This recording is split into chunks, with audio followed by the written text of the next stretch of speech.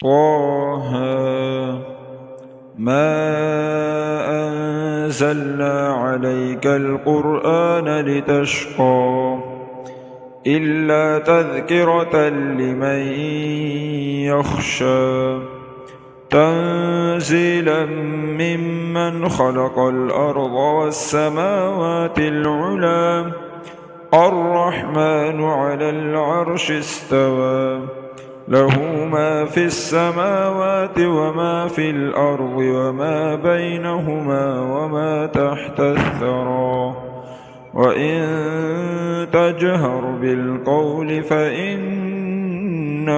يعلم السر وأخفى الله لا إله إلا هو له الأسماء الحسنى وهل أتاك حديث موسى إذ رأى نارا فقال لأهلهم كثوا إني آنست نارا لعلي آتيكم منها بقبس أو أجد على النار هدى فلما أتاها نودي يا موسى إني أنا ربك فاخلع نعليك إنك بالواد المقدس طوى وأنا اخترتك فاستمع لما يوحى إنني أنا الله لا إله إلا أنا فاعبدني وأقم الصلاة لذكري إن الساعة آتية أكاد أخفيها لتجزى كل نفس بما تسعى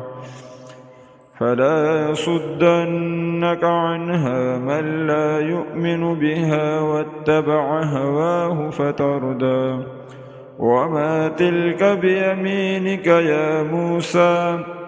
قال هي عصاي أتوكأ عليها وأهش بها على غنمي ولي فيها مآرب أخرى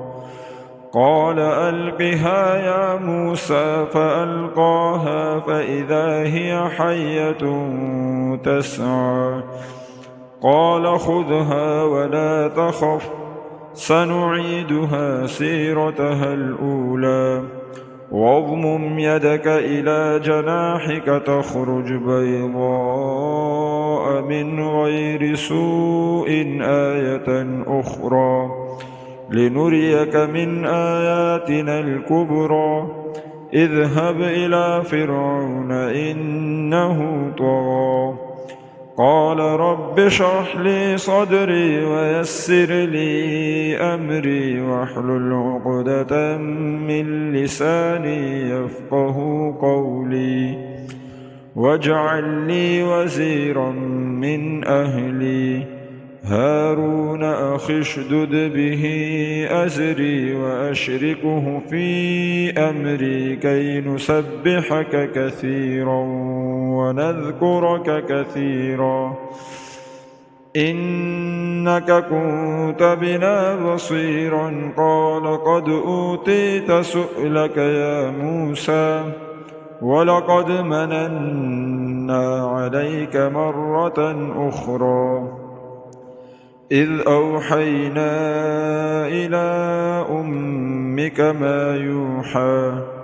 أن اقذفيه في التابوت فاقذفيه في اليم فليلقه اليم بالساحل يأخذه عدو لي وعدو له